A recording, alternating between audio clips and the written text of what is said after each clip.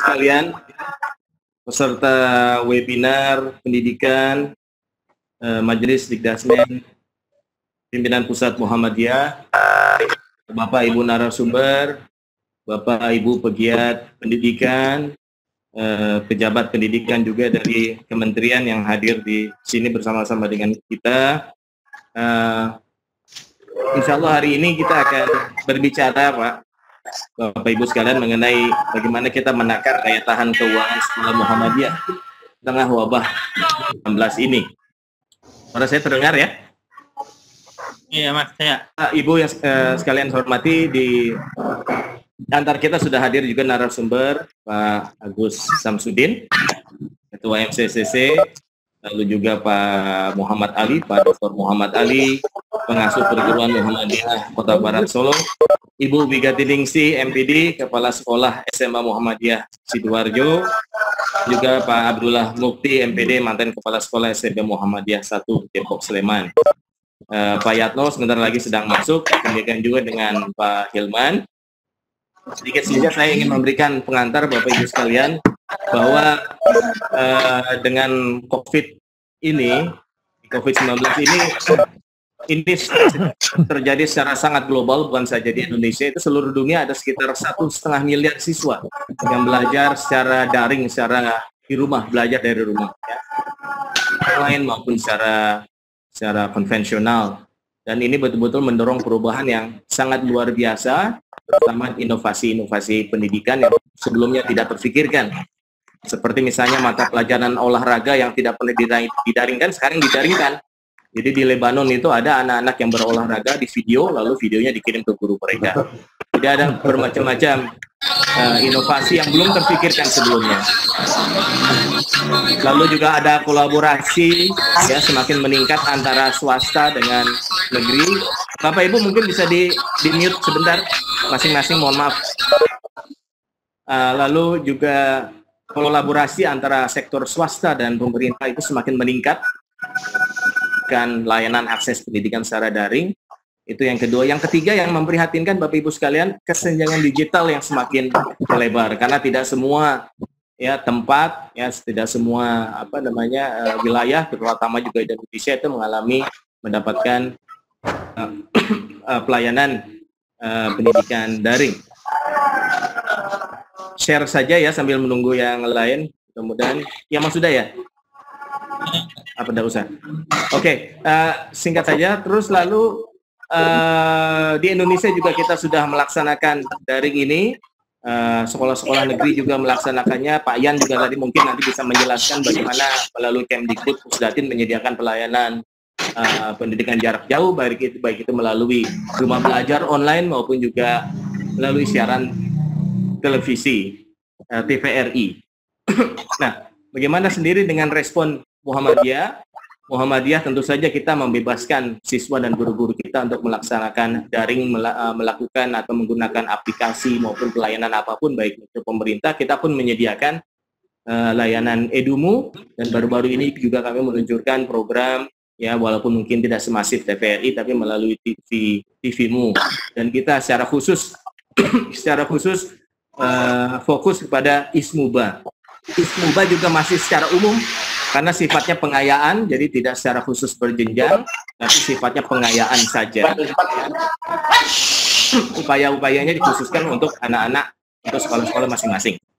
Bapak Ibu yang saya hormati, namun ya kita kemarin sudah melaksanakan survei juga, ada berbagai tantangan, terutama untuk sekolah-sekolah kita. Ya, walaupun sebagian besar sudah melaksanakan pembelajaran online, Bapak Ibu mohon di mute sebentar, bisa speakernya bisa di mute. Ya. Aplikasi yang banyak digunakan Bapak Ibu sekalian oleh guru-guru Muhammadiyah, sekolah-sekolah Muhammadiyah, berdasarkan survei yang kami lakukan adalah menggunakan WhatsApp. Jadi bukan menggunakan Webex, bukan menggunakan Zoom. Yang digunakan secara daring aplikasinya adalah WhatsApp. Artinya apa Bapak Ibu sekalian? Artinya tidak ada dialog interaktif. Memberikan tugas, ya, meminta anak meresensi bukunya, meringkas buku, ya. Jadi tidak ada dialog interaktif karena WhatsApp yang paling yang 73% dari responden itu menggunakan WhatsApp. Nah, sisanya sebagian ada juga yang manual, bahkan ada juga di mana itu di Tegal kalau tidak salah yang gurunya datang ke sekolah masing-masing mengantar soal ujian masing-masing atau pela tugas masing-masing ke masing-masing rumah masing-masing siswanya. Sarana yang digunakan itu laptop menggunakan 60%, handphone 37%. Ya, komputer 2%, buku paket 1%. Jaringan internet yang digunakan 53% menggunakan WiFi, 47% menggunakan kuota internet. Nah, pembelajaran daring yang digunakan ini banyak dari guru-guru kita di sekolah-sekolah Muhammadiyah itu menggunakan TVRI 25%, Edumu 22%, Rumah Belajar 20%, TVmu 16%, Ruang Guru 4%. Ini apa namanya? Berdasarkan survei yang kita berikan. Jadi paling tinggi menggunakan TVRI Pak Yan, ya, guru-guru Muhammadiyah. Setelah itu Edumu, setelah itu Rumah Belajar, setelah itu TVmu. Nah, ini yang survei yang kami dapatkan.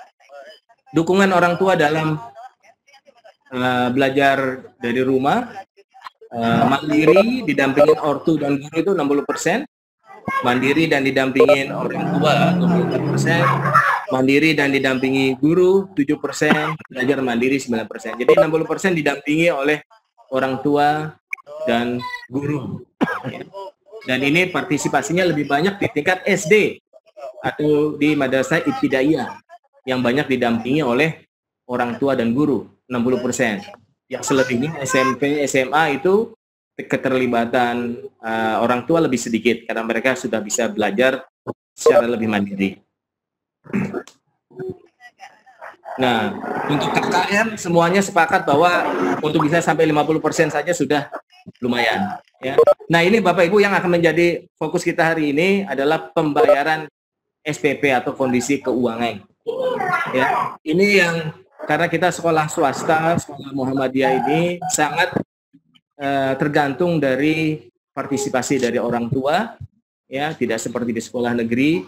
Karena itu dengan adanya belajar dari rumah ini banyak orang tua yang menunggak pembayaran dan ini dampaknya sangat signifikan terutama untuk sebagian besar sekolah-sekolah Muhammadiyah. Pada saat survei kemarin hampir sebagian besar mengatakan bahwa kami sekolah-sekolah Muhammadiyah tidak akan mampu kalau tidak harus bertahan sampai akhir tahun. Ya, mereka semua sekolah-sekolah Muhammadiyah berharap bisa mulai segera bulan Juli ini. Kalau tidak akan mampu untuk bertahan. Kan tidak ada masukan dari orang tua. Sekarang saja dengan belajar dari rumah, banyak orang tua yang mohon maaf ya menunggak pembayarannya. Jadi ada 35% bahkan yang mengusulkan tidak bayar penuh. Ya. Nah ini sangat memberatkan buat sekolah dan mungkin bisa menjadi bahan pembicaraan kita juga. Nah, kemarin saya bicara juga dengan Ketua PWM Majelis Sikdasmen PWM Banten Pak Badrus itu di daerah selatan dan daerah barat Banten itu menyedihkan sekali keadaan di sana.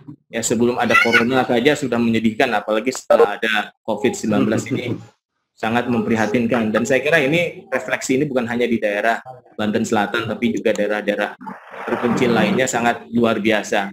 Ya, dan ini saya kira yang perlu menjadi perhatian kita. Tapi ada best practice-nya salah satunya misalnya di Bangka Belitung, ya mungkin Pak Gatot nanti bisa itu ya bagaimana lazismu di sana di Bangka Belitung sudah bersinergi dengan Majelis Sikdasmen untuk bisa paling tidak membantu secara finansial sekolah-sekolah yang berkekurangan. Ya, dan saya kira ini menjadi best practice buat kita semua, tapi tentu saja ini menjadi dorongan buat kita pihak sekolah juga untuk mendorong agar lazismu di daerah kita masing-masing bisa menjadi kuat ya, karena kalau kuat itu juga nanti akan kembali juga untuk membantu warga Muhammadiyah yang kebetulan berkekurangan saat ini karena adanya COVID-19 dalam hal ini sekolah-sekolah kita. Pembayaran gaji guru dan karyawan ya, ini yang bayar tidak penuh, bayar penuh 72% ya, dan ini saya kira cukup mengkhawatirkan ini untuk kedepannya seperti apa. Ini pakai ininya Pak Daniel, ini pakai HP-nya Pak Daniel. Assalamualaikum Pak Yatno. Pak Yatno. Halo? Halo? Assalamualaikum Pak Yatno. Waalaikumsalam warahmatullahi wabarakatuh. Alhamdulillah, selamat bergabung di diskusi webinar kita Pak Profesor Suyatno. Terima kasih. Bendahara Umum Pimpinan Pusat Muhammadiyah, selamat datang. Mohon maaf tadi kita mulai duluan untuk mengisi waktu Pak Yatno. Iya. Ya. Baik Pak Yatno, ini kebetulan saya juga sudah selesai, saya memberikan sedikit pengantar barusan tentang kondisi sekolah-sekolah Muhammadiyah Pak Yatno. Ya. Bagaimana sekolah-sekolah kita sekarang dalam kondisi yang memprihatinkan. Ya, tidak akan sanggup kalau misalnya harus memulai kegiatan sampai akhir tahun. Kita semua berharap bulan Juli ini kita semua bisa mulai. Ya, itu tadi secara garis besar yang saya sampaikan. Juga ada best practice dari Unisismu di Bangka Belitung yang bersinergi dengan Majelis Dikdasmen setempat untuk menolong sekolah-sekolah yang ada. Baik Pak Profesor Suyatno, saya kira Mas Huda kita persilakan Pak Yatno untuk memberikan ini ya kata-kata kunci awal ya. Ya, karena Pak Yatno ini pakai HP-nya orang lain, nggak apa-apa, Mas. Supaya mudah ya. Saya persilakan kepada Pak Yatno, mungkin 5 menit untuk memberikan arahan. Ini, halo Prof Yatno. Ya. Iya. Assalamualaikum warahmatullahi wabarakatuh. Waalaikumsalam. Innalhamdulillah wassalatu wassalamu ala Rasulillah wa ala alihi wa sahbihi wa mawalah la haula wa la quwata illa billah. Pertama bersyukur pada sore hari ini kita bersama bergabung dalam webinar yang diselenggarakan oleh Majelis Dikdasmen PP Muhammadiyah dalam rangka kita mengantisipasi pendidikan kita di pandemi ini. Mudah-mudahan di Ramadan yang ke-21 ini kita dapat memperoleh berkah dan hidayah dari Allah Subhanahu wa taala sehingga kita semuanya insya Allah akan kembali normal dan insya Allah amin. Muhammadiyah akan bisa berjalan dengan baik. Insya Allah, amin. Yang saya hormati Pak Alfa, Majelis Dikdasmen ya, Dowi dan seluruh majelis pembicara yang telah siap untuk ini. Ini ada Mas Huda yang menjadi host yang memimpin diskusi ini dan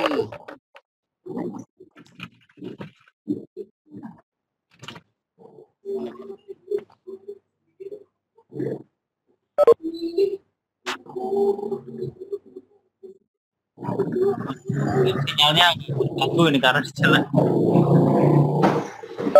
Suaranya terputus, Prof. Iya. Bukan terputus, jauh ya Mas Yatno. ya. Ya lanjut Pak. Ya. Baik. Jadi kita bersama-sama bergabung dalam rangka webinar Majelis Dikdasmen. Saya ingin menyapa ada dari Ketua MMCC dan Ketua MPKU Pak Haji Dr. Agus Samsudin. Assalamualaikum Pak Agus Samsudin. Lalu yang kedua Direktur Radismu PP Muhammadiyah Profesor Hilman Latif dan juga pengasuh Perguruan Muhammadiyah Kota Barat Solo, saudara kita Dr. Muhammad Ali. Ya, siap. Sekolah SMA Muhammadiyah Sidoarjo, Brigade SPD, dan berikutnya adalah Pak Abdul Mukti MPD dan seluruh hadirin serta webinar khususnya di lingkungan Majelis Dikdasmen PP Muhammadiyah di seluruh Indonesia.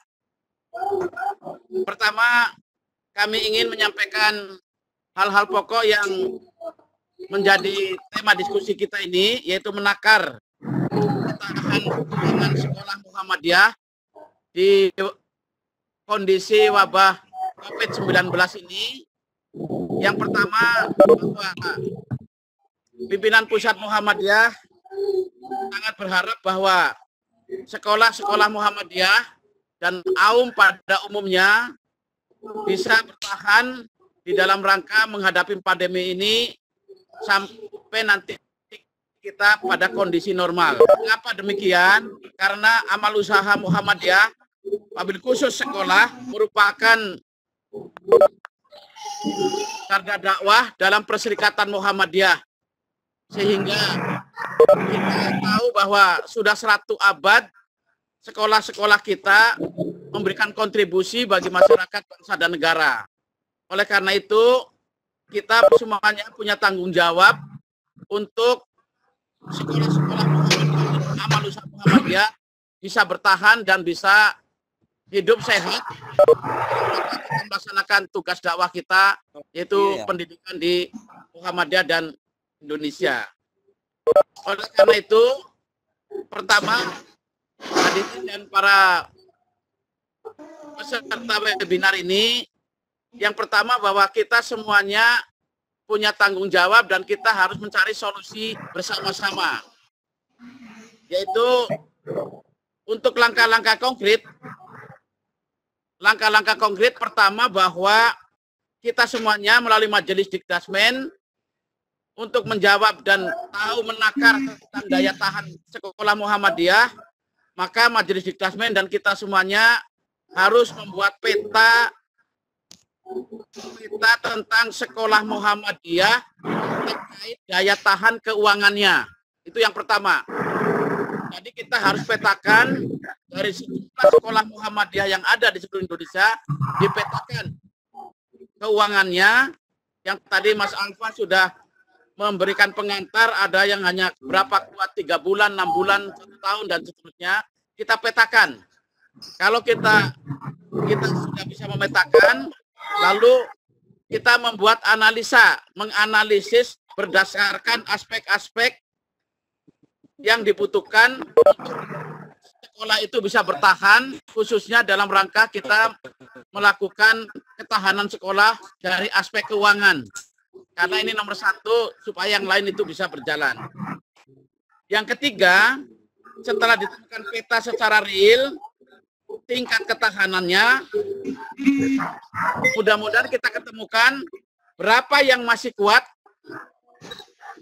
ya, berapa sekolah yang masih kuat tentang keuangan sekolahnya, lalu yang sedang, lalu yang lemah, bahkan mungkin ada yang mungkin sudah nggak kuat lagi.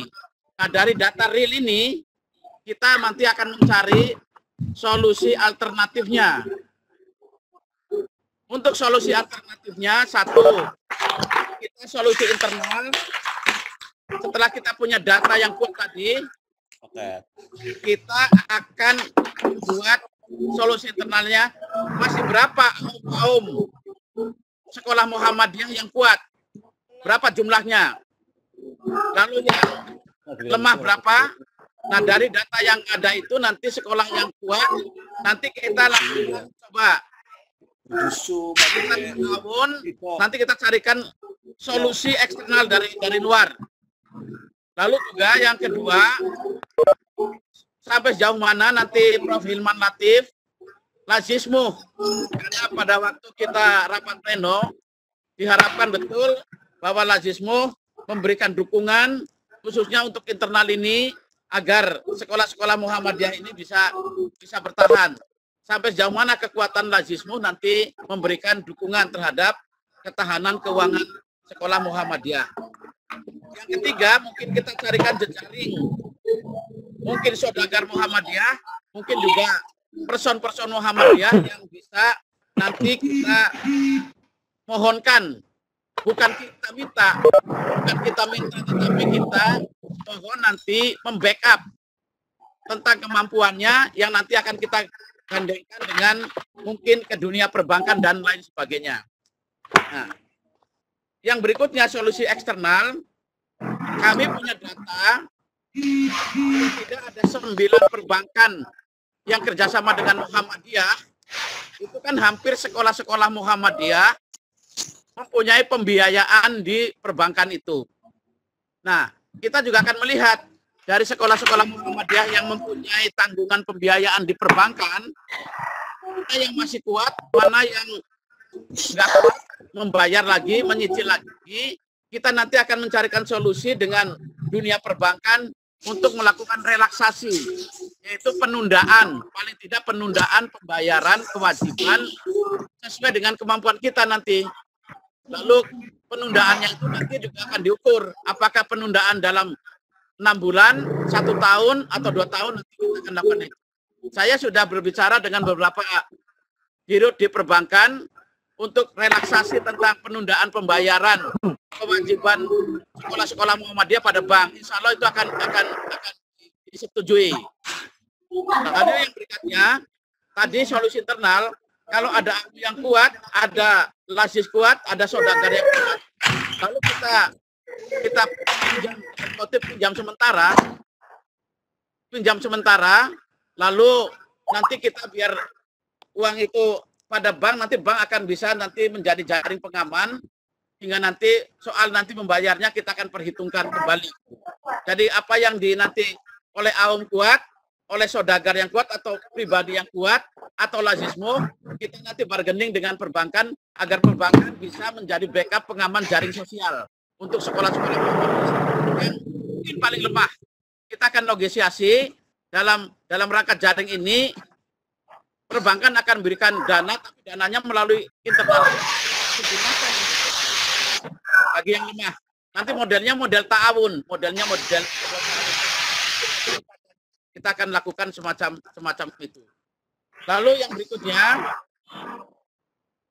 mungkin nanti Pak Alfa bisa mengecek juga. Itu ada Pak Direktur SMK juga. Kemarin saya bicara dengan Kepala Pusat Pembiayaan Pendidikan Kemendikbud. Itu dia memberikan solusi, yaitu tentang dana pendidikan yang ada di Kemendikbud.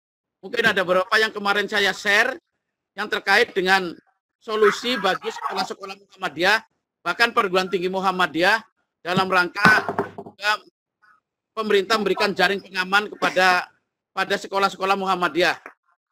Ya, waktu itu kita mendapatkan sebuah masukan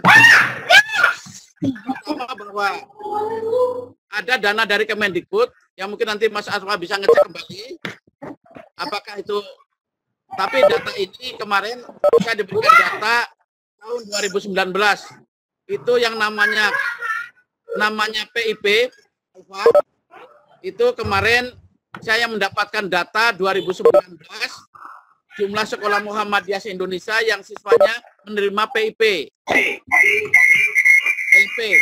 Itu saya diberi data SD itu hampir 68.960 siswa yang mendapatkan PIP. 80.000. Yang jumlah sekolah 1.243. Lalu SMP itu ada 86.058 siswa. Lalu SMA ada 33.016 siswa yang mendapatkan. Lalu SMK ada 197. Ini adalah yang dana dari PIP. Dan dia memohon betul, karena ini PIP ini jalurnya melalui sekolah dan juga melalui dinas. Ini mudah-mudahan sekolah ini PIP ini bagi terutama untuk siswa, jaring pengaman siswa. Tapi yang memang dalam konteks ini jaring pengaman yang paling utama adalah bagaimana pengelolaan sekolah Muhammadiyah untuk bertahan membayar gaji guru dan karyawannya. Nanti ini setelah dapat peta berapa kira-kira bisa bertahan ini, sehingga nanti kita carikan solusinya, kita bisa sesuai dengan kebutuhan yang ada. Nah, oleh karena itu sekali lagi ya Muhammadiyah sangat berharap bahwa sekolah-sekolah ini tetap eksis di dalam pandemi ini supaya kita nanti pasca pandemi kita bisa berjalan dengan baik. Nah, inilah memang kondisi inilah yang harus kita, dalam kondisi tidak normal inilah yang kita harus atasi bersama. Sehingga mulai dari kebutuhan yang paling real, itu kebutuhan gaji, kebutuhan honor, dan kebutuhan proses belajar mengajar supaya bisa berjalan dengan baik. Mungkin yang terkait dengan pengembangan tidak menjadi prioritas utama bagi sekolah yang memang kondisinya memang tidak memungkinkan.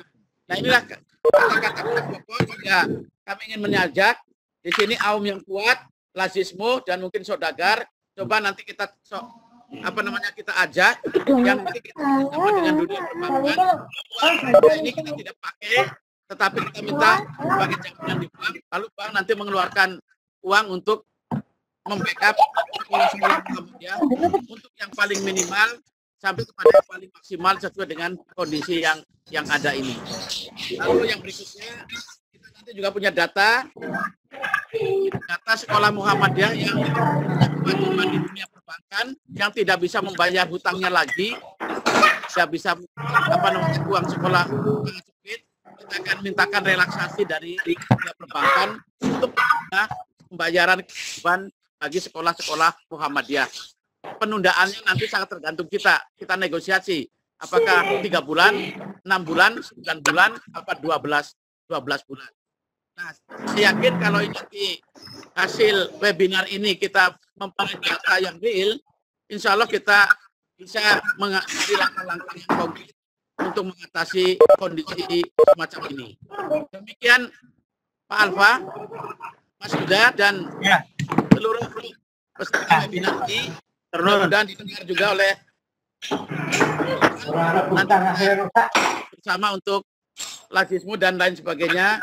Dan juga para saudagar Muhammadiyah, para orang yang punya di Muhammadiyah ini bisa mendengarkan ini, lalu nanti bisa bersama-sama ikut membantu mengatasi kondisi tidak normal ini, terutama untuk sekolah-sekolah Muhammadiyah dalam waktu, ya mudah-mudahan kita berharap sih tidak sampai 6 bulan lagi bisa kita kembali kepada normal ini. Artinya servis paling tidak 1 tahun lah kita sekolah kita tetap bisa.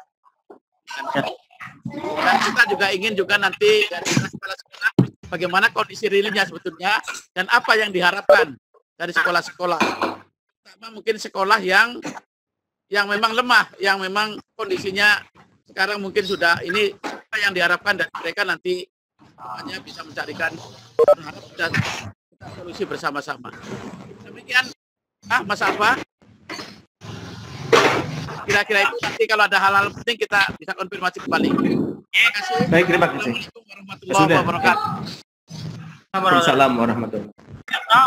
Beberapa poin penting catatan diskusi dan saran dari Prof. Yato tadi ada beberapa hal-hal yang penting juga tentang ketahanan ekonomi sekolah. Mungkin nanti kita diskusikan. Mohon Bu Upi Mariana, Pak Daniel Fernandes di mute karena saya bukan host jadi nggak bisa ini. Mas Daniel itu Pak Yatno. Oh ya, Mas Daniel Pak Yatno. Yang lain, ini sudah. Sudah. Baik, terima kasih. Kita lanjutkan diskusinya. Selanjutnya Pak Agus Samsudin selaku Ketua Muhammadiyah COVID Center sekaligus MPKU PP Muhammadiyah untuk memberikan mungkin arahan atau terkait dengan bagaimana sekolah Muhammadiyah menghadapi COVID, ketahanan ekonomi saja mungkin juga aspek-aspek. Agus, silakan. Barangkali 5 menit saja. Ya, kalau 5 menit nggak bisa kali ya. Atau kurang lebih lah saja. Ya realistis lah. Kalau 5 menit ya mungkin nggak jadi bicara nih saya. Nggak ada isinya nanti. Ayo, silakan Mas Agus. Assalamualaikum warahmatullahi wabarakatuh. Alhamdulillah, Bapak dan Ibu, saya langsung saja. Kurang lebih 1 bulan yang lalu, saya sebagai Ketua MPKU menulis sebuah ulasan singkat. Rumah sakit pun bisa jadi sakit. Tujuannya apa? Tujuannya adalah untuk mengingatkan waktu itu teman-teman rumah sakit itu agar mulai membuat skenario-skenario dampak dari COVID-19 ini. Nah, yang pertama adalah pemerintah sudah menetapkan ada PSBB, ya, yang kemudian semuanya berhenti kegiatan itu. Karena semuanya kegiatan berhenti, maka kemudian ekonomi juga berhenti. Dampaknya apa? Ada dampak ekonomi, ada dampak sosial, logis. Demikian juga yang kena di sekolah, ini menurut saya juga sangat kritikal. Oleh karena itu kemudian saya menyarankan kepada seluruh rumah sakit itu untuk membuat 3 skenario.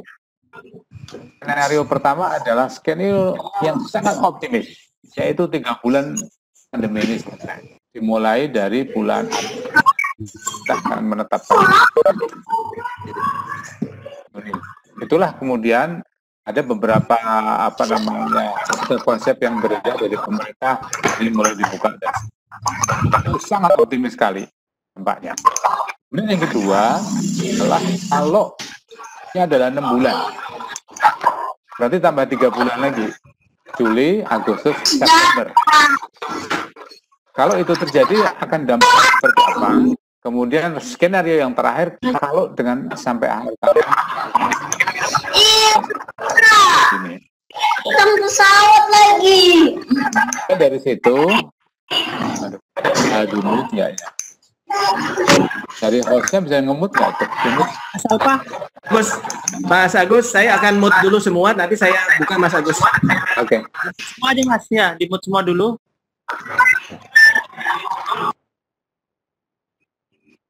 Nah, Mas Agus. Sekarang udah bagus ya. Nah, udah. Jadi Okay, ada ya. 3 skenario terutama dari amal usaha. Maka kemudian dilakukan review. Nah, saya bicara dari sisi finansial terlebih dahulu. Reviewnya seperti apa? Yang pertama adalah terkait dengan pendapatan, ya. Apa dampaknya? Berapa SPP yang tidak terbayarkan, ya? Kita membuat saja. Saya pikir Bapak dan Ibu sudah bisa melihat sekarang data dari bulan Maret sama April ini sudah kelihatan. Respon dari wali murid itu berapa yang membayar, gitu. Nah, kalau itu kemudian diasumsikan sama, misalnya ada penurunan pembayaran yang jumlahnya let's say 30%. Maka seandainya itu angka itu kita pakai sebagai patokan ke belakang, maka jadinya dari sisi finansial rumah sakit seperti apa? Sampai akhir tahun masih kuat apa enggak? Nah, disinilah pentingnya keuangan dari sekolah untuk membuat simulasi. Itu yang pertama. Kemudian yang kedua, kalau pendapatannya sudah segitu, ya otomatis harus dilakukan efisiensi. Efisiensinya apa saja yang harus dilakukan? Ya. Efisiensinya meliputi apa? Tentu saja terkait dengan biaya. Biaya-biaya apa saja?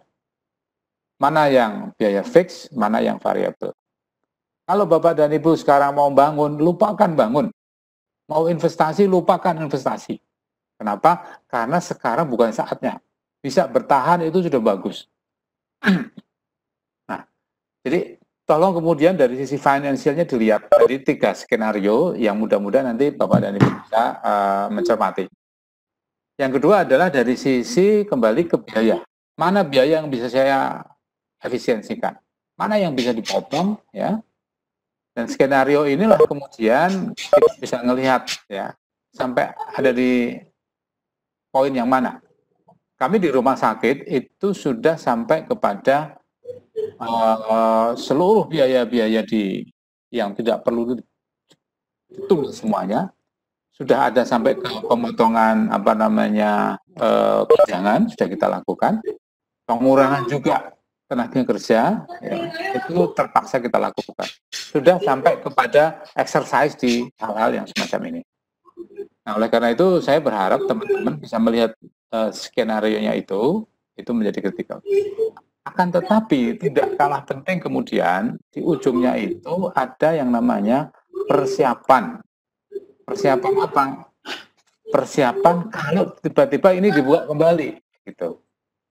jangan sampai kemudian Bapak dan Ibu, karena kita terlena dengan efisiensi tadi, kemudian persiapan untuk apa nih, ketika ini dibuka itu kita nggak siap, itu lebih berbahaya juga.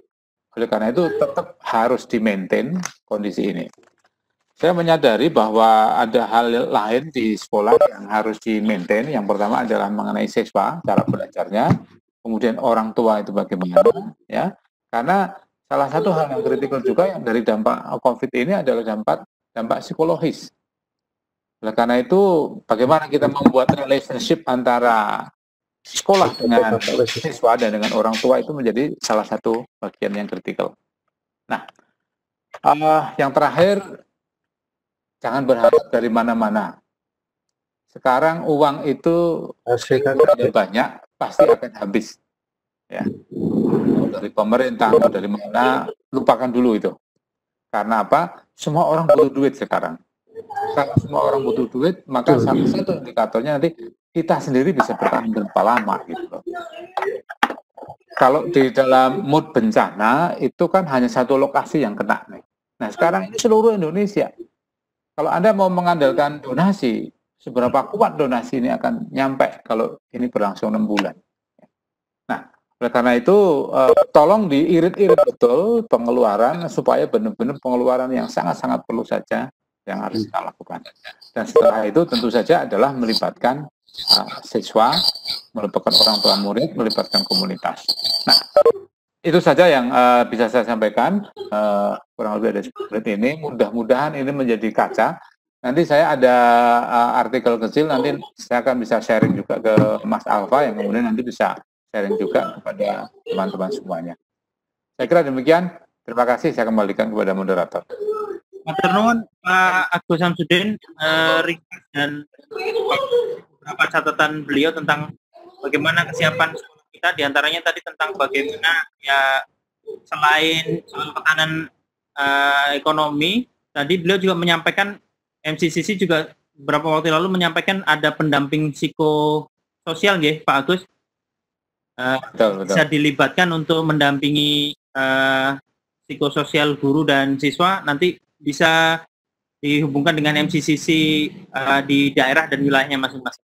Kemarin saat Rakornas, Mas Budi sudah nyampaikan juga ada psikososial, nanti mungkin juga setelah ini bisa di follow up, bisa juga nanti lewat Didasmen PP Muhammadiyah. Mungkin saya sedikit saja, tambahan sedikit Mas. Kemarin ketika kita rapat dengan PP juga, upaya-upaya yang kami lakukan itu terkait bagaimana membantu guru honorer kita, baik di TK, SD, dan sebagainya. Ini menjadi bagian yang kita lakukan, dan insya Allah Aisyah di minggu depan itu ada program pembagian sembako. Target kami dari MCC sampai sebelum lebaran ini adalah 500.000 paket dan 1 juta sampai akhir tahun. Nah mudah-mudahan ini ikut membantu, meringankan ya. Saya tidak ingin mengatakan ini sesuatu yang besar, tetapi ini bisa membantu meringankan. Yang kami berharap koordinasi dengan MCC setempat, sehingga kalau perlu bantuan-bantuan tadi bisa langsung dikoordinasikan, dan tidak melupakan saudara-saudara kita sendiri yang aktif di persyarikatan. Terima kasih Mas. Iya. Matur Pak Agus. Di tengah-tengah kita sudah bergabung juga Prof. Hilman Latif, Direktur Lazismu. Tadi saya lihat beliau sudah ada. Assalamualaikum Mas Hilman. Halo.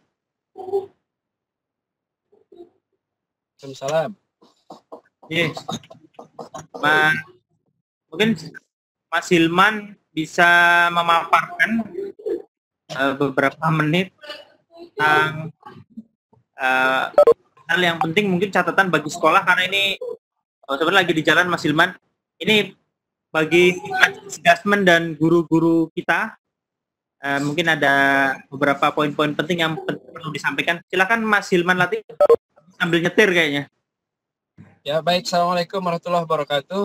Waalaikumsalam warahmatullahi wabarakatuh. Ibu dan Bapak sekalian, Pak Alfa, Mas Muki dan kawan-kawan. Saya tadi di perpus saya, di ruang perpustakaan, tapi karena saya ada janji jam ini bertemu orang secara fisik, bertemu, jadi saya harus keluar. Baik, saya kira Pak Agus tadi sudah memberikan gambaran ya tentang apa yang akan dilakukan oleh Muhammadiyah atau pimpinan pusat Muhammadiyah dari sisi secara khusus. Nah, dalam kesempatan ini saya mungkin akan berbagi informasi tentang kondisi lazisme ya. Yang saya kira lazisme itu adalah bagian dari integral MCCV. Nah, terkait dengan pendidikan, sebetulnya pada bulan Desember tahun 2019, ya, lazisme sudah membawa isu pendidikan, khususnya tentang bakti guru sebagai program nasional. Jadi itu sudah kita klaim sebagai program nasional, dideklarasikan pada bulan Desember di Lombok, dan pada Januari akhir atau Februari awal saya sudah mengirimkan surat ke seluruh wilayah lazisme di berbagai provinsi karena saya ingin memastikan bahwa program bakti guru ini jalan, maka saya memaksa dan memerintahkan semua lazisme wilayah untuk launching program bakti guru bersama Dikdasmen. Saya kira saya sudah sampaikan ke Mas Alfa tentang itu.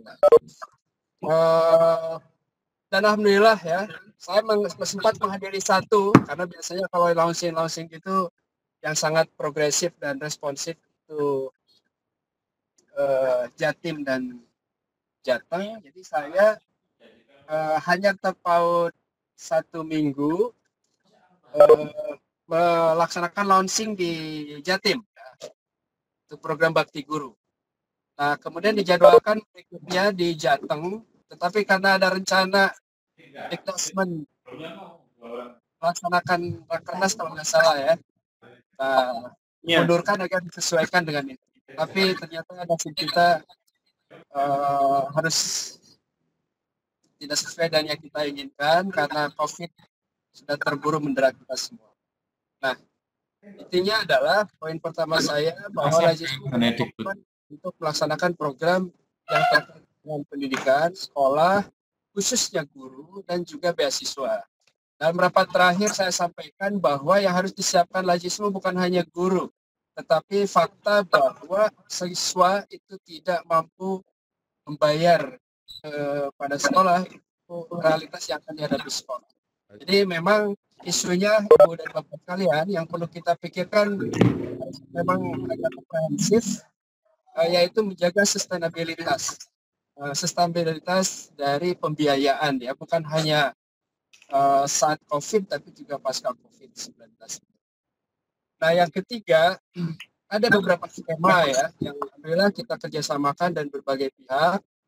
Untuk lazisme pusat, saya kira yang sudah ready kita ada sekitar 2.000 paket ya untuk bantuan guru. 2.000 paket senilai 500.000 itu di luar sembako. 500.000 rupiah per guru TK dan guru SD, 500.000 rupiah. Tapi sayangnya alokasinya hanya di Jabodetabek. Nah, kemudian ini sekarang sedang kita carikan anggaran kira-kira untuk nge-push subsidi terhadap para guru itu, bagaimana desainnya, berapa jumlahnya. Rapat nasional sudah saya launching untuk masing-masing wilayah menyediakan 500.000 dalam waktu dekat, tanggal 19 itu bersama Asia. Tetapi nampaknya situasinya masing-masing daerah wilayah juga berbeda. Ya. Ada yang sanggup, ada yang masih baru tahap sembako dan lain-lain. Tapi intinya insya Allah kalau sembako ada puluhan ribu yang akan terbagi dalam pandemi.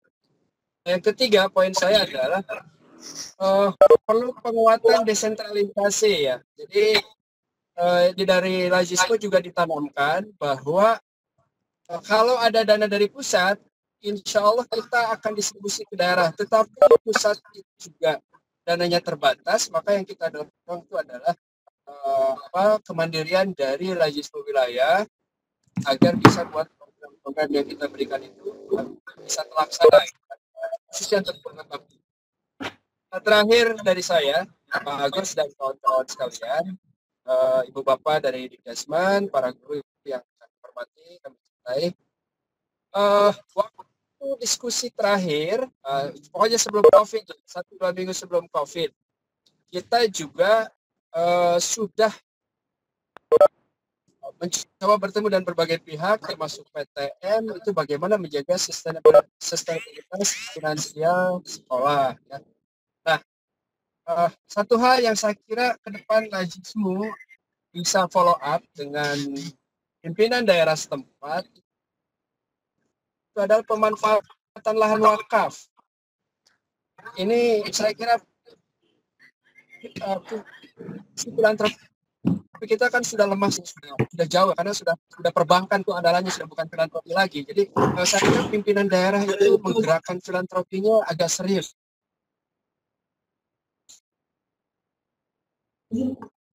Ya, bahkan pimpinan daerah banyak juga mendirikan Lajismu tapi nggak punya target. Saya bilang ngapain didirikan kayak gini? Anda nggak punya target, Anda nggak punya mimpi apa-apa dengan Lajismu. Nah, jadi visi ini perlu diperkuat lagi. Ngapain bentuk Lajismu kalau Anda tidak memfasilitasi dan tidak ngasih target? Nah, itu bohong-bohongan. Saya kira main-main aja lah ini, formal-formalan. Dan Muhammadiyah sekarang ini bukan kayak gitu. Asal didirikan dan asal jalan. Nah, ini saya kira yang menjadi poin utama saya, bahwa desain filantropi, nah ini sayangnya muktamarnya belum jadi sehingga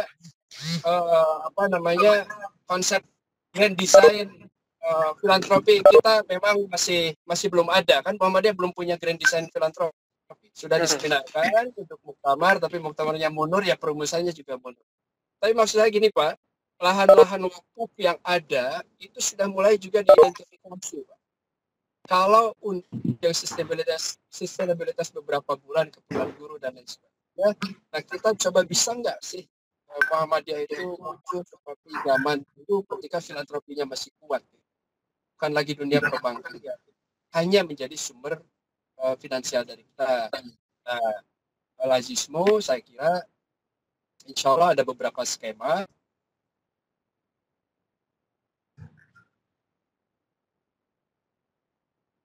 yang bisa diharapkan untuk menjaga sustainabilitas sebagian dari kebutuhan guru-guru, khususnya dalam memanfaatkan lahan wakaf tertentu yang ada di daerah.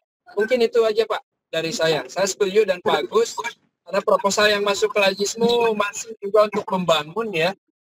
Saya juga heran perspektifnya apa gitu. Pembangunan fisik terus situasi kayak gini, proposalnya masih banyak datang Kang Alfa ya, sampai yang terakhir. Mungkin sebetulnya nulis proposalnya udah lama kali ya, sampainya yang baru pas beneran saat ini. Saya kira itu mudah-mudahan bisa sinergi lebih jauh. Terima kasih. Saya kembalikan kepada host. Assalamualaikum warahmatullahi wabarakatuh. Terima kasih Mas Hilman, Direktur Lajismu ini menyempatkan ikut bergabung meski sambil nyetir. Beberapa catatan penting tadi, mungkin kita next ke narasumber berikutnya. Pak Muhammad Ali dulu mungkin. Pak Muhammad Ali. Oh, karena mungkin beliau lagi rehat. Mungkin Ibu Gati ini. Bu Wigati dulu, silakan Bu. Jadi beberapa hal. Monggo silakan Bu Wigati. Terima kasih. Assalamualaikum warahmatullahi wabarakatuh. Alhamdulillah wa syukurillah la haula wala quwata illa billah. Amma ba'du. Yang terhormat Prof. Suyatno selaku Bendahara Pimpinan Pusat Muhammadiyah, Mas Alfa, Sekretaris Majelis, para narasumber yang saya hormati, dan Mas Huda selaku host. Terima kasih, bersyukur sudah bisa bergabung dengan Bapak-Bapak dan Ibu sekalian di acara webinar Majelis Yudasmen PP Muhammadiyah. Bapak Ibu sekalian, Alhamdulillah Semamda Sidoarjo diberi kepercayaan untuk menjadi bagian dari yang bisa memberikan mungkin beberapa hal terkait dengan bagaimana menghadapi wabah COVID, karena judulnya atau temanya adalah menakar daya tahan keuangan sekolah Muhammadiyah di tengah pandemi COVID-19. Bapak Ibu sekalian, kami berangkat dari pedoman hidup Islami warga Muhammadiyah bahwa setiap amal usaha Muhammadiyah itu harus berusaha untuk bisa mengelola AUM dan memahami bahwa mengelola AUM adalah amanah yang harus ditegakkan dan dipertanggungjawabkan. Oleh karena itu semuanya harus memahami peran dan tugas dirinya. Tugas dan tanggung jawab pengelola, amal usaha adalah selaku pengelola itu mempertanggungjawabkan keuangan sekolah, madrasah, pondok pesantren kepada persyarikatan melalui penyelenggara, dan oleh karenanya semuanya diminta untuk menyusun RKS dan RKAS. Di RKAS itu untuk sekolah Muhammadiyah saat ini penggunaan sumber dana sekolah terbesar adalah SPP. Itu artinya sekolah memungut biaya dari peserta didik atau dari wali peserta didik. Di mana penggunaannya adalah untuk belanja pegawai, kemudian biaya operasional, dana cadangan, pembinaan guru dan tenaga pendidikan, serta biaya sosial. Nah, ini yang tidak bisa diotak-atik. Maka SPP itu masuk pada fixed cost, biaya yang pasti dan sudah jelas peruntukannya. Kemudian sekolah juga bisa membuat biaya lain selain biaya SPP, yaitu masuk pada variable cost. Variable cost ini kalau di sekolah kami namanya uang kegiatan siswa, yang itu di luar biaya SPP. Nah, di tengah pandemi COVID-19 ini, kami memahami betul bahwa tidak semua wali siswa itu secara ekonomi berkemampuan untuk menyelesaikan biaya pendidikan. Saya contohkan di tempat saya, Mas, di bulan Maret, April, itu pembayaran SPP mencapai 55%. Artinya yang 45% sampai hari ini masih belum terbayarkan. Nah, maka kami memahami kekurangan atau keterbatasan wali peserta didik itu. Oleh karenanya sejak bulan Maret, April, Mei sampai dengan Juni, kami bersepakat untuk mengembalikan biaya variable cost itu. Dan biaya variable cost itu karena tidak terpakai di bulan Maret sampai dengan bulan Juni, dan itu menjadi haknya siswa, karena tidak terselenggara di sekolah, maka biaya itu kami kembalikan kepada orang tua dalam bentuk pemotongan biaya SPP. Jadi sebenarnya kami tidak memotong biaya SPP, kami mengembalikan variable cost yang tidak terpakai. Nah, seolah-olah itu adalah pemotongan biaya SPP. Dan itu sangat membantu sekali, karena mengingat di Semamda Sidoarjo ini, walaupun 55% yang baru membayar, tetapi pada kenyataannya secara ekonomi, kelas menengah ke atas itu ada 80%, yang 20% itu menengah ke bawah. Tetapi karena kondisi COVID ini, yang 80% itu tidak semuanya bisa menyelesaikan biaya pendidikan. Nah, ini yang kita harus pikirkan bersama-sama melalui penyusunan aksi strategis nanti kami yang akan datang. Nah, di RKAS itu sendiri sudah diatur oleh Majelis Didasmen Pimpinan Pusat Muhammadiyah bahwa ketika sekolah itu menyusun RKAS kan harus ada prinsip-prinsip yang dipenuhi. Di antaranya adalah realistis, pada skala prioritas, kemudian terukur, efektif, efisien, dan yang tidak kalah pentingnya adalah surplus anggaran. Nah, di Semamda Sidoarjo, alhamdulillah sampai hari ini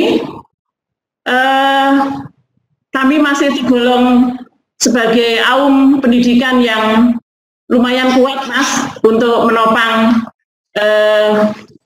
operasional dan gaji guru karyawan, karena kami belum ada arah untuk mengurangi gaji guru karyawan. Alhamdulillah masih terpenuhi 100%. Kemudian operasional sekolah juga jalan lancar. Maka kami sampaikan bahwa kekuatan finansial Semamda Sidoarjo itu berasal dari dua hal. Yang pertama adalah dari saving sekolah. Dari mana saving sekolah itu? Dari saldo anggaran sekolah setiap tahun. Karena tadi prinsip RKAS adalah surplus anggaran. Jadi saldo anggaran dari tahun ke tahun itu terkumpul menjadi saving sekolah. Kekuatan finansial yang kedua adalah dari hasil unit usaha sekolah. Kami mempunyai beberapa unit usaha sekolah yang akhirnya sekarang juga terdampak karena unit usaha sekolah kami adalah berupa penyewaan auditorium, kemudian pengelolaan asrama siswa, penyewaan guest house, yang sekarang semuanya juga terdampak.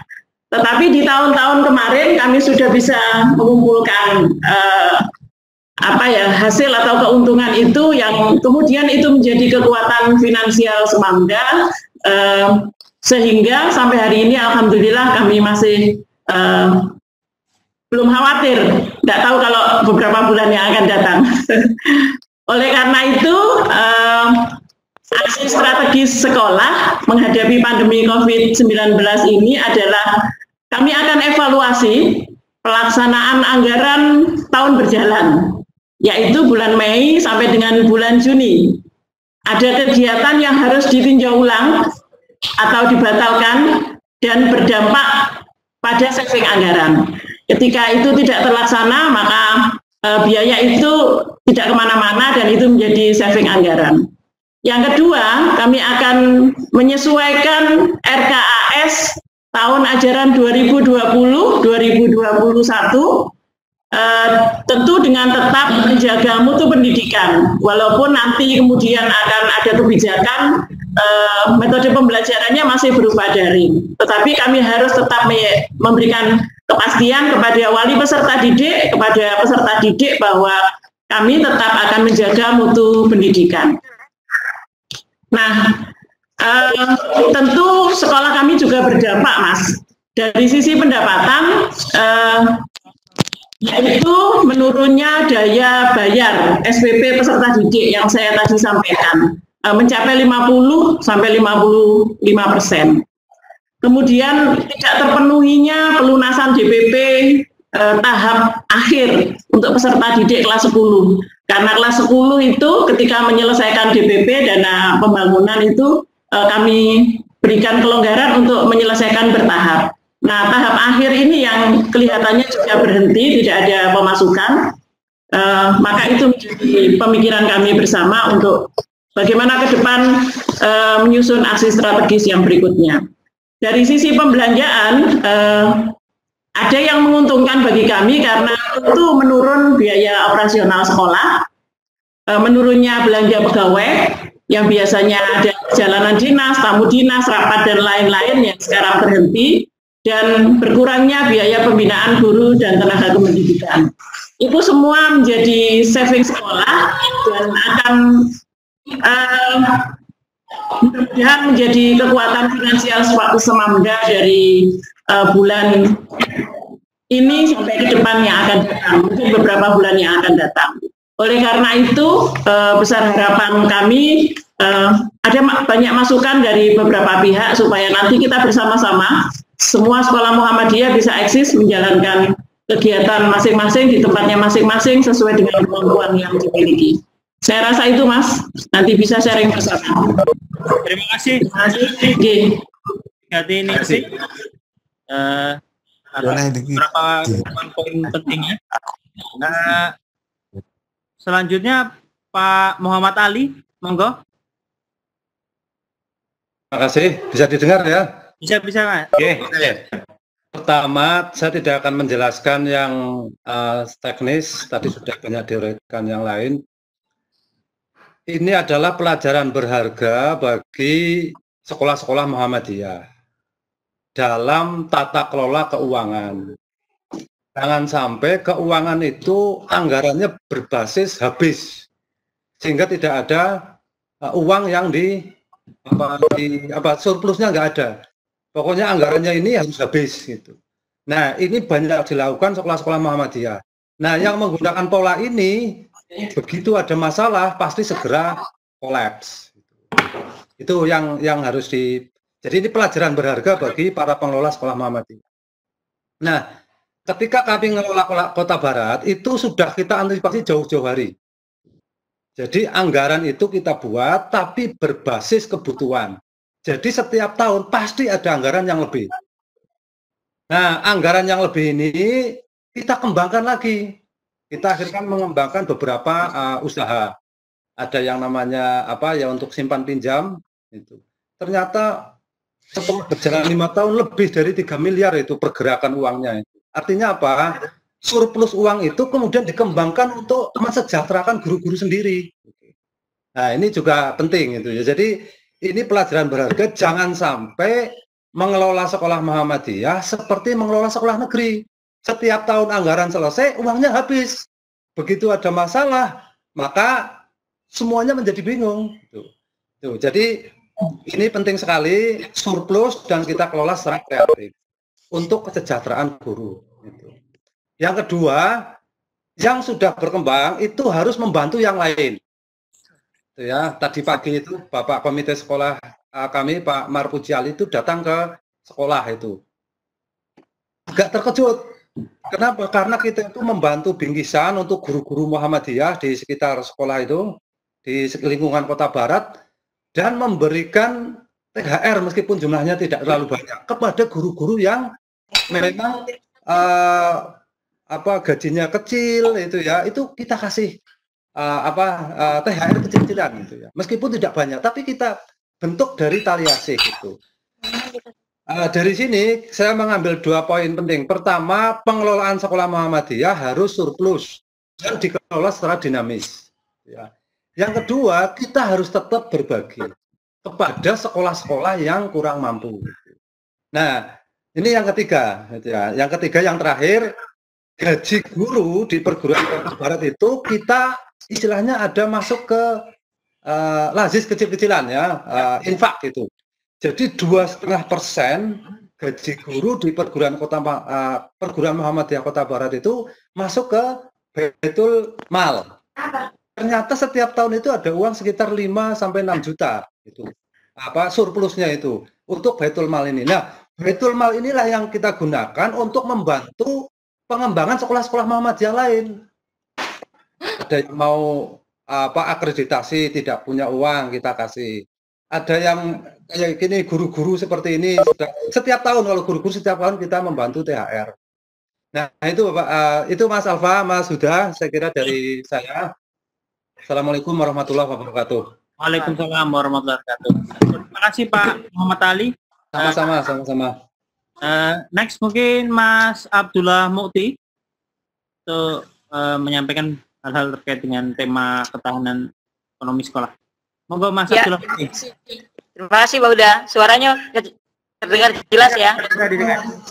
Iya, tadi sudah banyak yang disampaikan oleh Pak Yatno, kemudian juga Pak Hilman dan juga Pak Muhammad Ali, dan tadi juga disampaikan dari perspektif sekolah Bu Wika Tiningsih dari Smamda Sidoarjo.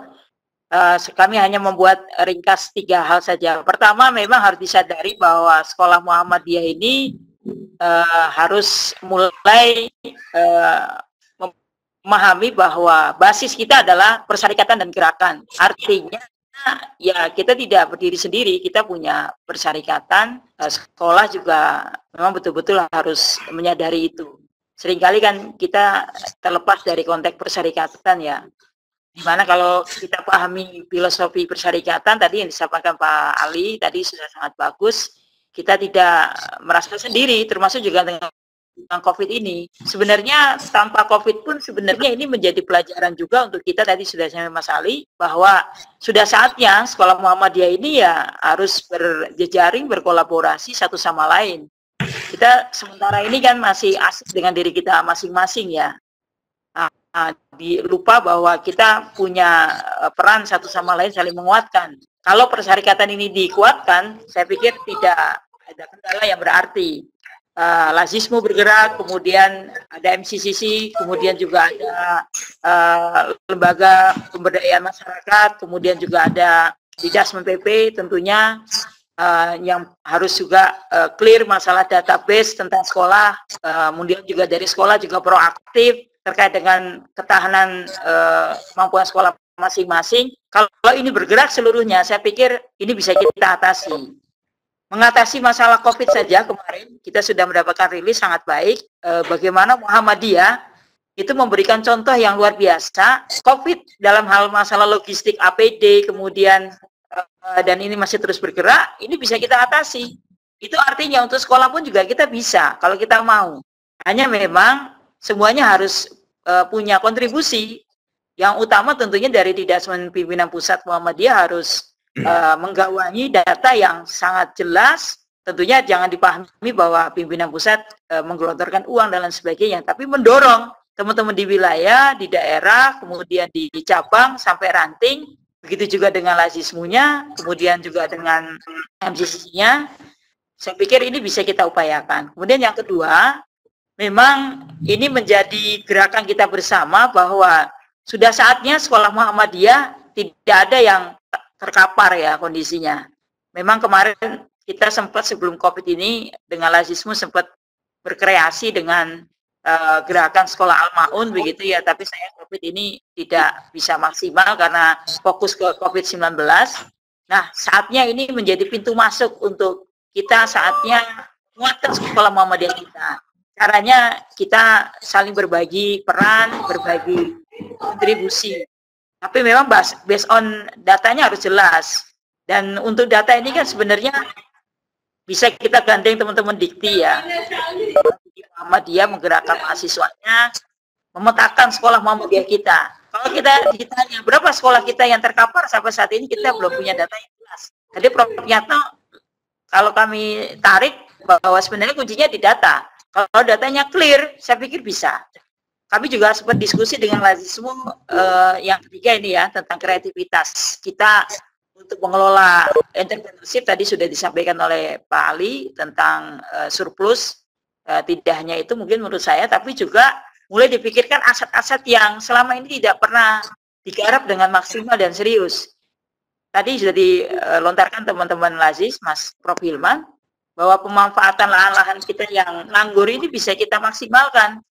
Ya kalau diilustrasikan mungkin kayak di desa itu kan ada tanah bengkok ya. Kita punya tanah wakaf tapi tidak digunakan, tidak dibangun.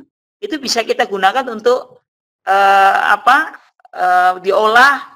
Mungkin teman-teman MPM bisa berbagi dengan kita bagaimana ketika lahan yang tidak produktif itu menjadi produktif dan feedbacknya untuk kesejahteraan guru dan karyawan kita, sehingga ketika kita menghadapi krisis kita cukup bisa survive, minimal paling tidak kita tidak sempoyongan lah begitu.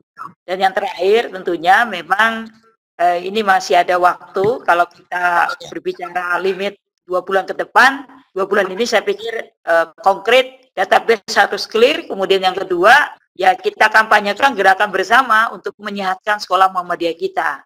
Tentunya tidak bersifat top down, tapi juga bottom up, saling berkontribusi. Didasmen PP bersama MCCC dan lazismu mendorong dari atas, menggerakkan roda di bawah, kemudian teman-teman pun juga berpartisipasi aktif, saling berbagi satu sama lain. Insya Allah saya pikir ini bisa menjadi terobosan yang artikulatif dan kita cukup optimis lah. Pengalaman yang kami coba kami beberapa belakangan sebelum berhenti jadi kepala sekolah, ya ternyata kalau kita bertahun, kita berjejaring, berkolaborasi, insya Allah kita bisa. Hanya memang butuh komitmen, butuh kerja keras, dan tentunya kalau perspektifnya harus dibangun yang kuat membantu, yang lemah pun juga membantu, tentunya dengan kemampuan kita masing-masing. Kalau ini semua kita jalankan, saya yakin tidak ada yang tidak mungkin bisa kita upayakan. Nyatanya tadi Smamda juga menyatakan bahwa dia tidak ada kendala, luar biasa, bisa menggaji 100%. Kalau tadi Pak Ali sudah memberikan contoh yang baik di SMP PK Kota Barat dan perguruan yang ada di PK Kota Barat, saya pikir ini bisa menjadi contoh yang baik, yang kuat membantu kanan kirinya. Kalau ini diupayakan insya Allah tidak masalah. Dan yang berikutnya tidak kalah pentingnya, peran dari persyarikatan, saya pikir tadi Pak Yatno sudah bilang tidak hanya ke perbankan, tapi juga advokasi dan komunikasi. Karena beberapa daerah ini juga ada yang beberapa gubernurnya ini kebiau-uyah ya. Tadi pagi sempat Mas Alfa merilis di Bengkulu, tapi ternyata masalah komunikasi. Dan alhamdulillah bisa clear. Ini yang belum selesai, yang informasi yang masuk ini daerah Lampung. Bagaimana Gubernur Lampung mencoba untuk haram hukumnya menarik SPP. Ini persyarikatan harus punya peran mengkomunikasikan ke pihak gubernur ataupun wali kota ataupun bupati, karena memang swasta itu nyawanya di siswa, di operasional SPP. Ini harus menjadi gerakan dan memang harus ada surat dari persyarikatan di Dasma PP mungkin bisa mengkomunikasikan, tapi juga teman-teman sekolah juga tidak henti-hentinya mengkomunikasikan ke pemerintah daerah ataupun provinsi. Kalau ini semuanya berjalan, saya pikir ini bisa. Itu saja mungkin sementara. Terima kasih. Pak nuwun Mas Abdullah Muti. Sebelum beberapa terima kasih. Tadi kali Pak Direktur masih bergabung dengan kita, Pak Bakrun. Pak Bakrun, Assalamualaikum. Halo. Nah, ada Pak ini, Pak Kepala 4TK, Pak Nang. Pak Nang. Ada Pak Nang. Ada Pak Direktur ada. Jadi tadi ada Pak Bakrun masih. Pak Bakrun, monggo Pak Bakrun, silakan. Untuk menyampaikan hal penting. Ya, sebenarnya sih saya yakin sih. Memang kalau sekolah yang besar saya kan nggak ada masalah. Tapi kalau sekolah-sekolah yang relatif kecil, saya agak paham juga lah, pasti agak berat sekali untuk pelaksanaan ini sudah menjadi pembahasan di Kemendikbud juga sebenarnya, apa yang bisa dilakukan. Namun demikian kalau tadi ada beberapa kepala daerah yang memang tidak boleh menarik uang SPP, sebenarnya itu untuk negeri fokusnya. Dan Kemendikbud juga sudah kasih batasan bahwa kalau sekolah swasta itu kewenangan dari masing-masing sekolah swasta itu sendiri. Itu yang sebenarnya menjadi diskusi kita, pembahasan kita di kementerian itu yang selalu kita lakukan seperti itu. Namun saat ini kan pemerintah juga tidak bisa berbuat banyak, kecuali pasti dana-dana yang sudah ada di dalamnya, seperti KIP dan lain-lain. Paling itu yang untuk sementara. Ini tapi masih menjadi pembahasan di kementerian juga untuk pelaksanaan ini. Terutama yang sekolah-sekolah kecil. Kalau sekolah besar mungkin nggak ada masalah, maka kami selalu mendorong juga ini Pak Prof. Yatno dan Pak Alfa, bagaimana sebenarnya sekolah-sekolah itu mempunyai sumber pendanaan lain. Di SMK itu saya selalu mendorong sebenarnya SMK Muhammadiyah itu juga bagaimana sekolah itu mempunyai supermarket gitu. Itu sebagai satu basis ke sana. Sehingga kalau mengandalkan dari SPP siswa, selalu saya katakan kalau negeri nanti SPP selalu semakin berkurang, ya anak kalau di sekolah Muhammadiyah SPP-nya besar, kalau kualitasnya belum bagus sekali, juga sulit sebenarnya kita untuk menyaingi itu. Maka harus mempunyai pendanaan-pendanaan lain yang seperti tadi dikatakan oleh Pak Abdul Muti juga. Saya kira ini, karena ini sudah menjelang maghrib, mungkin Jogja malah sudah maghrib. Terima kasih. Iya. Ya. Terima kasih Pak Direktur, Pak Bakrun. Pak Nang. Ada Pak Nang juga, P4TK IPA, barangkali silakan. Ada hal yang perlu disampaikan. Halo Pak Nang. Pak Nang, Assalamualaikum. Ya, nih. Monggo Pak Nang. Oh, mungkin menyiapkan berbuka. Ya. Ya, mungkin kita Nang, ayo monggo Pak Nang. Pak Nang itu silakan Pak Nang. Apa namanya, mute-nya udah belum speakernya? Sudah.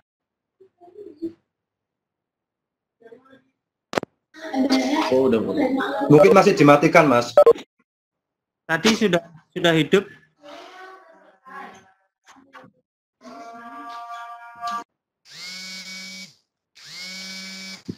Atau mungkin ini kita Mas Pandang, monggo, mangga. Oh, udah buka ya? Ini udah buka ini. Jakarta. Wah, mepet waktunya. Waktunya. Direktur. Kalau gitu dialog aja sebentar sebelum kita selesaikan. Ya. Oh, ini kayaknya ada gangguan dengan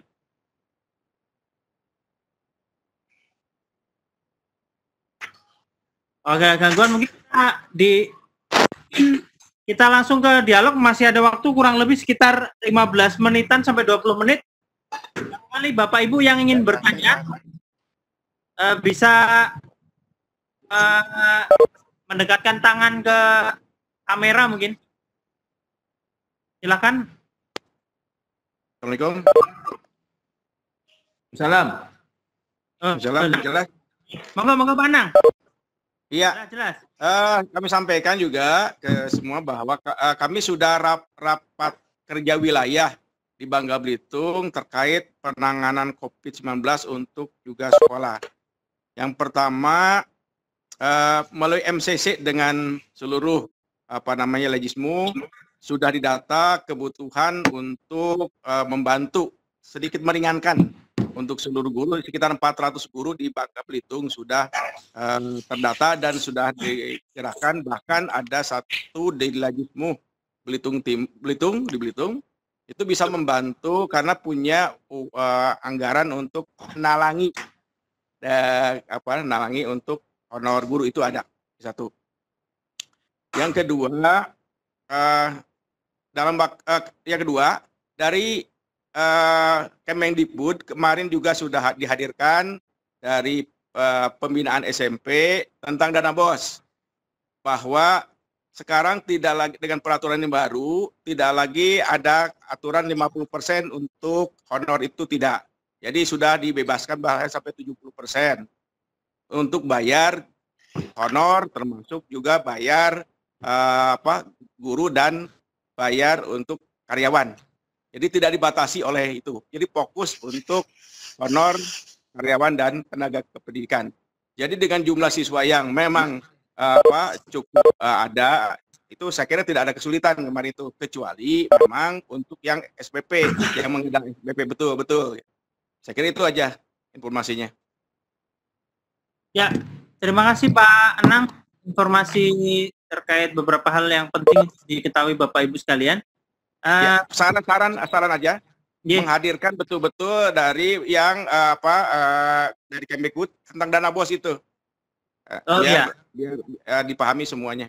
Betul. Jadi barangkali nanti next time kita siapkan agenda dengan Mas Alpa dan Didasmen, mungkin juga nanti bisa berkolaborasi dengan FGM. Baik Bapak Ibu, ini sudah di Indonesia Barat, di Jakarta sudah jam 17.30. Mungkin ada Bapak Ibu yang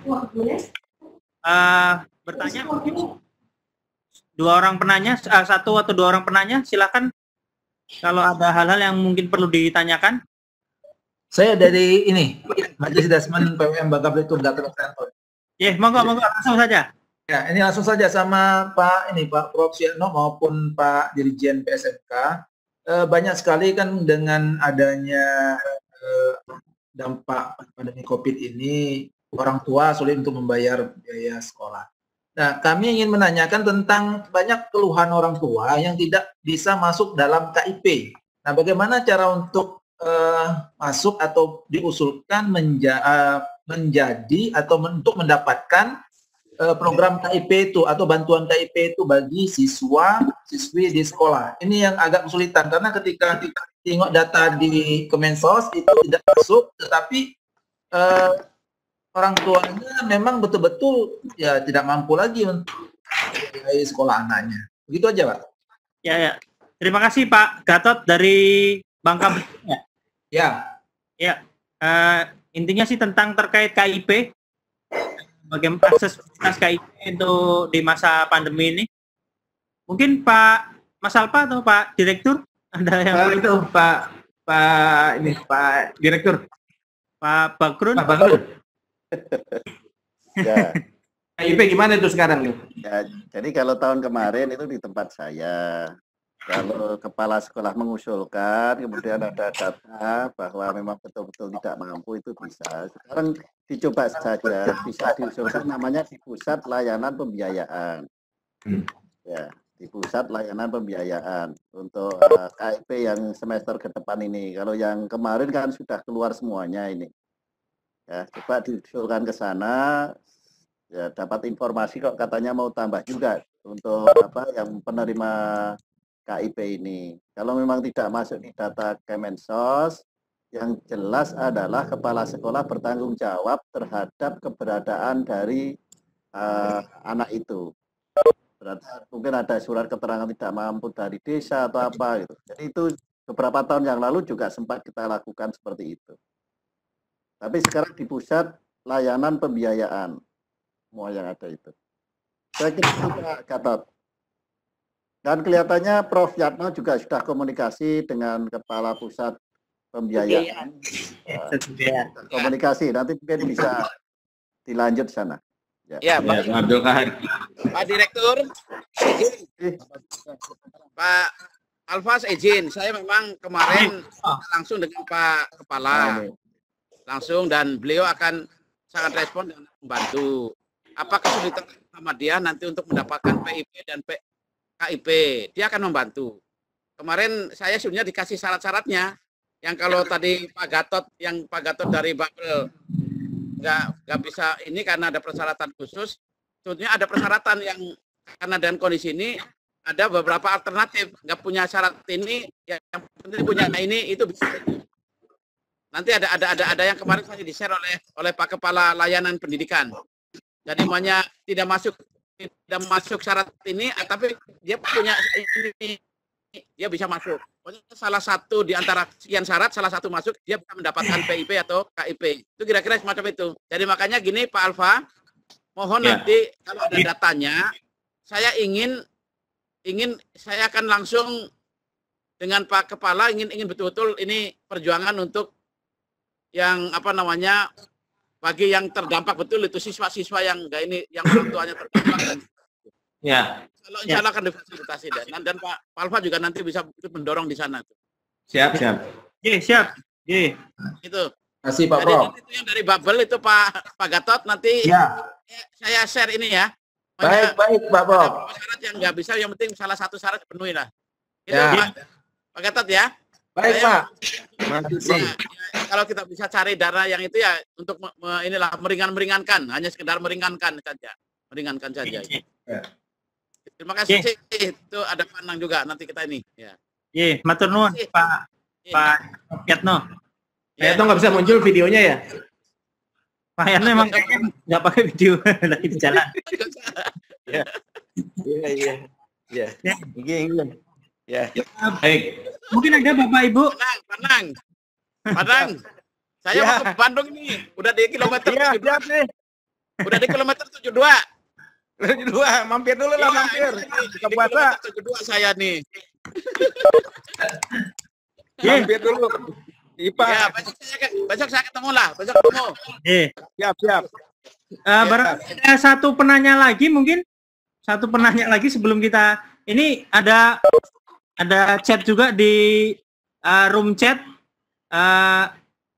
terkait tunjangan profesi guru ini untuk apa dipastikan bisa dicairkan segera ini untuk bantu guru-guru ini, mungkin masukan dari Pak Ahmad Jainuri.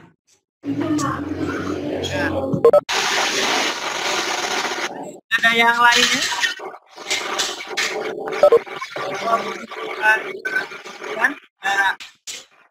Insya Allah Bapak Ibu diskusi webinar untuk membantu memecahkan beberapa persoalan-persoalan pendidikan di Muhammadiyah akan kita lakukan setiap minggu. Mungkin nanti karena sebentar lagi akan lebaran, insya Allah Majelis Adjustment akan memfasilitasi untuk diskusi webinar.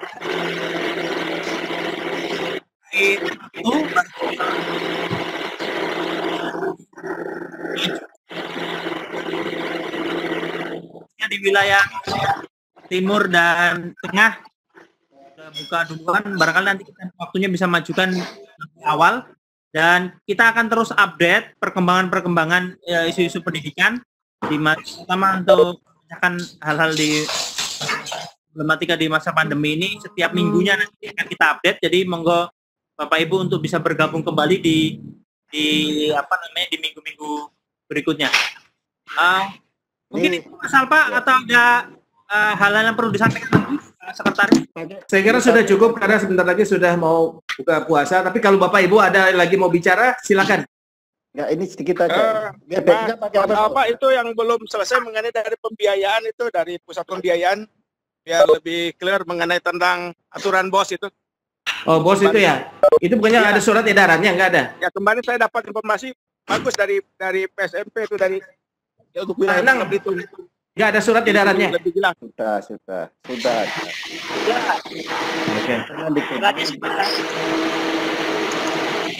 Aturannya sudah jelas, Pak.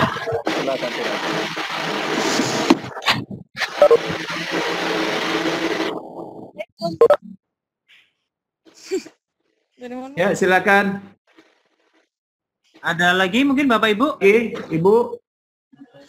Ibu 1 2 3 4 5 itu siapa lagi? Ini siapa ini? Ibu 1 2 3 4 5 ya. Cukup mungkin Pak, udah. Oke. Cukupkan Mas Alpa, mungkin closing penutup mungkin, atau tadi Pak Direktur kayaknya ada yang ingin disampaikan lagi tambahan? Masalah BOS itu, BOS itu kan Permendikbud sudah keluar itu, sudah bebas sekali digunakan apa saja, yang penting kepala sekolah bertanggung jawab. Ya. Bisa sampai 100% untuk itu boleh. Iya. Jadi itu tidak hanya SMP, untuk semuanya itu Pak Mang. Oh, itu semuanya ya. Untuk semuanya ya. Pertama itu. Tapi di bawahnya kan ketakutan nih, agak terkatukan kalau memang tidak ini pertanggungjawabannya kan. Ya, dulu tergantung dari masing-masing kepala sekolah untuk menentukan itu. Kan ada surat edarannya ya Pak Bakrin ya? Jawabannya gitu. Permendikbud. Gimana gitu? Permendikbudnya udah ada kan? Iya. Iya. Ya, Permendikbud. Nanti Majelis Dikdaspen mungkin sudah ada.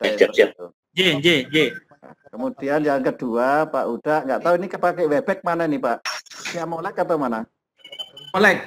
Ini pakai Semolek ini. Pakai Siamolek ya.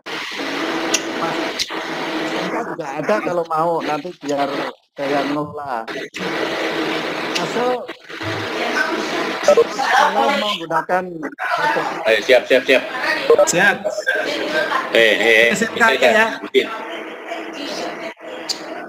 Saya kira itu, terima kasih sudah mau buka teruan semua. Selamat buka ya. Bapak Ibu.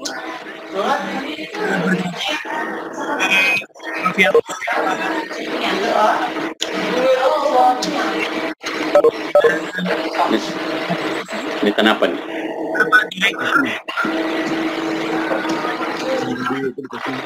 Ganggu. Nanti mohon informasi berikutnya akan kita laksanakan webinar untuk problematika dan isu-isu pendidikan lainnya di masa pandemi. Kita siap. Tadi saya pakai saya mulai ke SMP ya, powerful. Terima kasih Bapak Ibu partisipasinya. Kami menyediakan sertifikat juga untuk diskusi siang ini. Nanti bisa menghubungi Dikdasmen PP Muhammadiyah, Mas Riki atau saya. Nah, disesuai nanti ada kontak. Nanti ada tajilnya masing-masing didapatkan oleh Bapak Ibu. Nanti bisa menghubungi Dikdasmen PP Muhammadiyah. Baik, mungkin kita cukupkan. Terima kasih para narasumber. Kemudian Bapak Ibu yang sudah bergabung, selamat berbuka puasa dan tetap optimis di tengah pandemi meskipun ya kita belum tahu sampai kapan akan berakhir. Semoga segera berakhir dan tentu sekolah kita juga bisa berjalan normal seperti biasanya. Terima kasih Bapak Ibu, saya akhiri. Assalamualaikum warahmatullahi wabarakatuh.